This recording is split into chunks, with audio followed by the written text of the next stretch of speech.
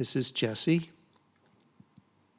and Jesse is experiencing his first Rolfing / bodywork session with me.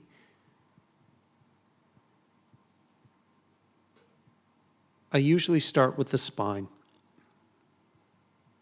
just to check for any anomalies or tender areas, any adhesions or issues in the joints and so forth. So we're doing just long, light pressure work down the spine right now until it gets more used to it, and if necessary, we can go ever so slightly deeper. Horses are very responsive to touch. You do not need to go very deep with them. And for that matter, my work as a Rolfer with humans is the same. Ultimately, I get the best results by not going too hard on a body. You can certainly get deep, but you don't need to press hard. And I find it's the same for horses. Ironically enough, even though they are quite large animals, you would think that you have to work really hard on them, and you actually don't, from my experience.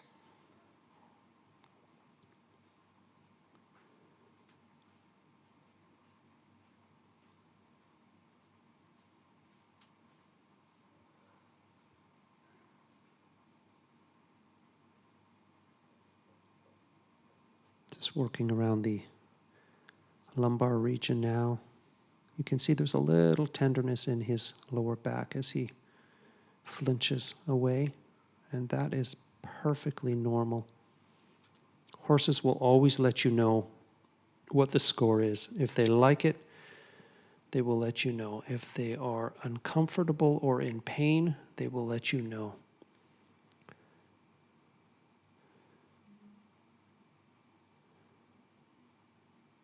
This is why I think change happens very quickly with horses, because they're so direct. They inherently and instinctively want to be well because their survival depends on it. Even though they are quote unquote domesticated to a degree, they're still wild animals, and they still are hardwired like a wild animal.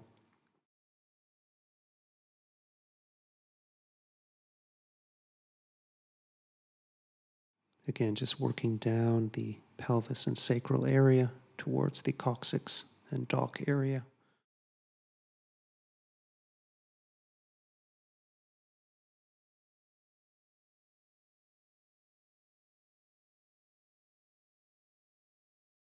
And then I always like to work from the spine out around the girth along the rib cage.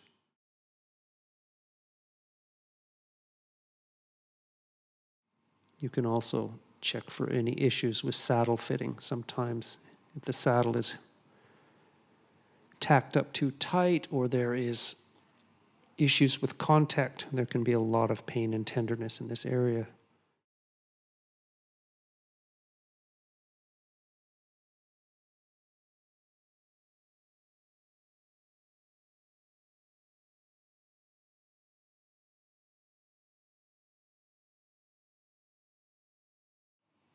And again, this is an abbreviated session that I am sharing with you, so I would spend time on both sides, regardless of whether there is issues on one side only or not.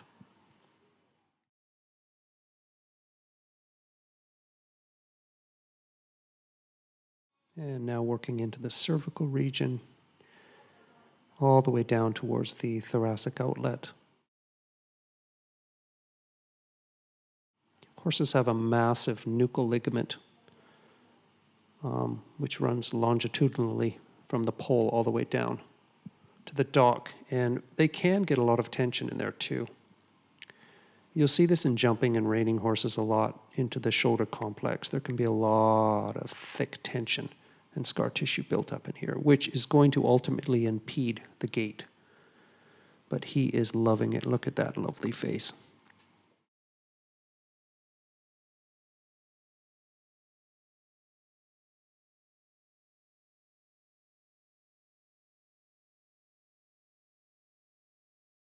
You can also see that Jesse is ground tied, meaning I'm not tying him to anything.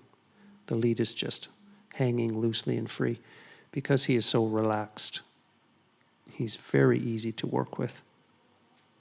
Not all of your clients are going to be like that. And when your horse is not having a good day, it is best to do what you can, but you also have to know when to stop and come back another day.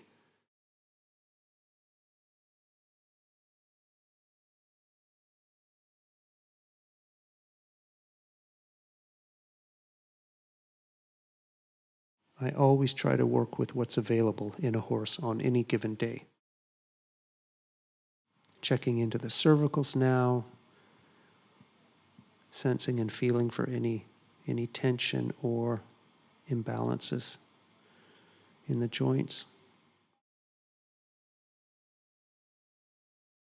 I do often do low velocity adjustments with the horse, but I do find when I've done enough soft tissue work, I don't need to do much of an adjustment for them because the soft tissue is already prepared and relaxed, that the bones just replace themselves.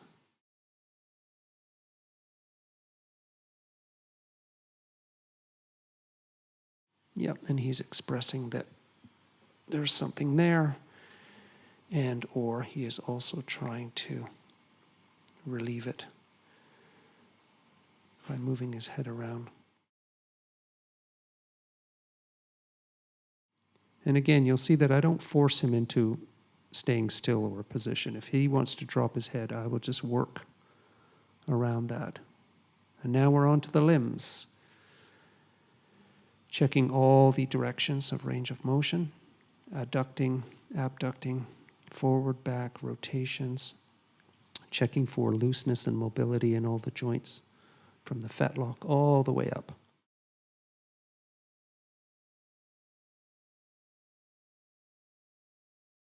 Always working all sides, regardless of if there's only one injury on one side or an imbalance, I'll still address the other side as well. And because Jesse has been in the off season for some months now, he hasn't had to gallop, canter, or trot.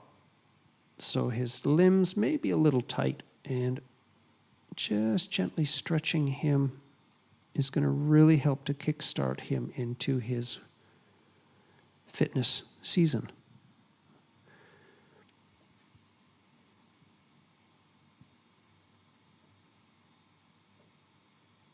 Here's another angle showing how I work with the limbs, and again, just rotating every joint, testing for looseness and mobility. And they really like this because how often does a horse have somebody take a limb off of its supporting structural duties? It can be enough to set that structure into more relaxation. Here's a really nice forelimb stretch, getting a really nice stretch into the latissimus area as well. He's happy. Coming into the hindquarters now, we're going to do a rotation of the pelvis. You can see how high we can hike that leg up and get a really nice stretch in there too.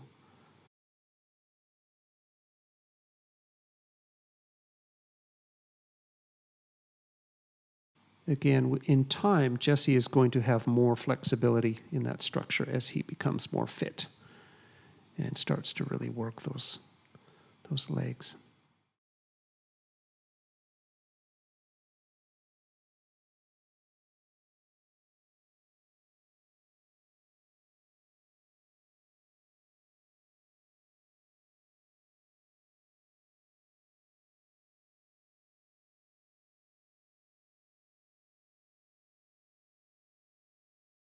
And you can see I always place the legs down gently so that the horse has a positive experience. And checking now the hindquarters for alignment. Jesse has really good alignment to start with, so I don't need to do a lot with adjustments. checking the tail area, the joints in the dock or the coccyx area.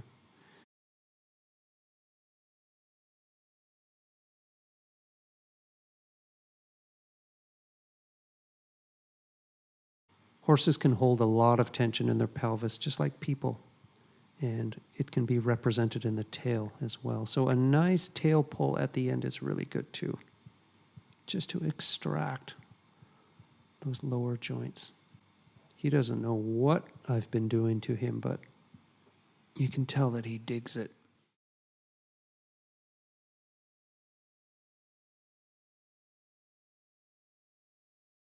You see, I'm also desensitizing. I stroke him. I never pat a horse. Horses do not like to be patted. They like to be stroked.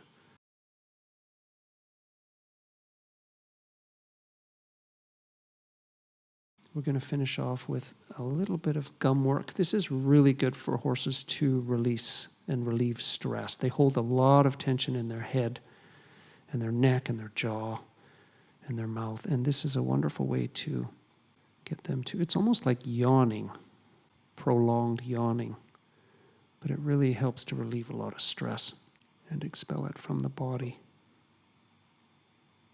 Remember too, when you're working with horses, they're extremely sensitive to energy and to their environment. So when you enter into their field, it's important to be in the right state of mind that you can connect with the animal and start to create a safe bond with them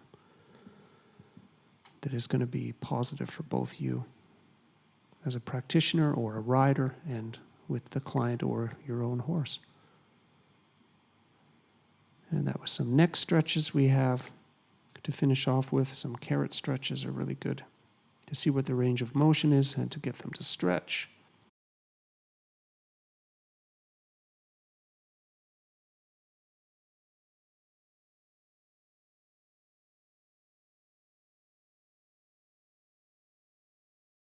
And again, I like to finish off with a lengthening stretch for the neck. You'll see the next one coming up is quite good. You just hold the support on the shoulder there to keep them from walking forward, and they will reach out for that carrot and add that lovely extension into the neck. What a beauty. Not me, the horse. I don't normally recommend training after a session. You need to give them some time. Basically, what I'm doing with a horse is the same as how I work with my human clients, right? I am aspiring and aiming towards creating more space, length, breadth, resilience, adaptability, grace, flexibility, higher function, and just overall having more pleasure in your movement, right? Horses will cooperate if they are happy, if they trust you.